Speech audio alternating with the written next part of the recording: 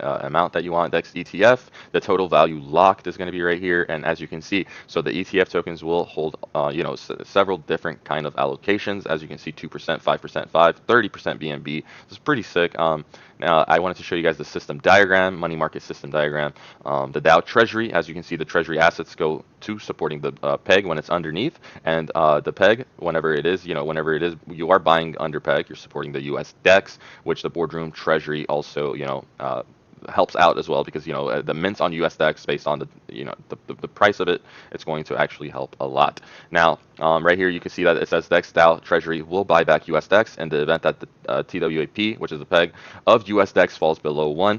Now that is pretty sick, guys. I love that. The treasury, it's a very unique protocol. This is like, honestly, the revolution of tomb forks are probably about to start happening here. I think this transition is going to set a new high for tomb forks. A lot of you guys we don't have too much confidence in investing in tomb forks nowadays due to strict bad safety features and stuff like that. The Treasury will allocate a percentage of funds to buy back USDEX 1 epoch after the peg token falls below peg. The Treasury will not instantly bring USDEX back above peg. It buys USDEX slowly over time. That is pretty sick, guys. So it prevents a pump and dump, and it prevents the peg token from being under peg. So that it starts buying it gradually with the Treasury assets, with and it supports the US DEX to bring it back to peg. Now the Treasury assets, right, as you can see, the Treasury assets, 10% of it go to the Treasury assets right here, as you can see the arrow. And I mean, you can take a picture of this if you want and kind of like try to fathom it a little bit more. It is kind of complex, but at the same time, it really isn't too difficult to understand. The regulation stakers, 70% of that goes right back into the regulation pool. The DEF fund, 10%, 10%.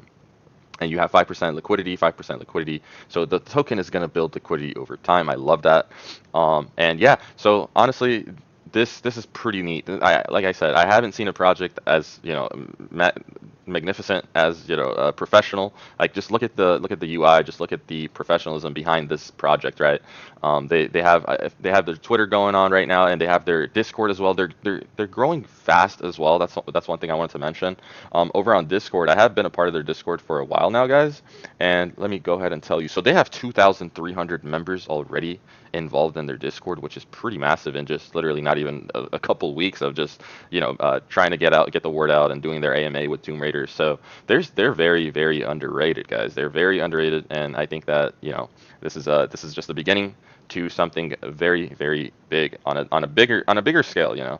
All right, so like I said, they did originally plan to launch on April 4th and 5th, but for all the audits and the smart contract coding and stuff, they wanted to make sure the protocol is healthy, and they wanted to get that out of the way. So for some keynotes I have for you guys, they're